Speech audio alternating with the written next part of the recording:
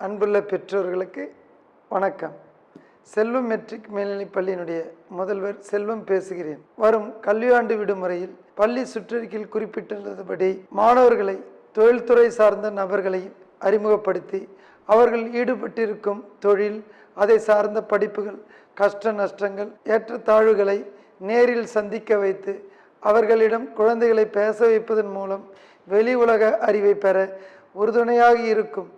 ஏட்டு சுரக்காய் கறிக்கு உதவாது. அதனால் புத்தக கல்வியோடு வெளி உலக அனுபவத்தையும் உங்கள் ஒத்துழைப்புடன் குழந்தைகளுக்கு அளிக்க முடிவு செய்துள்ளோம். குழந்தைகளை அறிமுகம் இல்லாத நபர்களிடம் தனியாக நேர்காணலுக்கு அனுப்ப வேண்டாம்.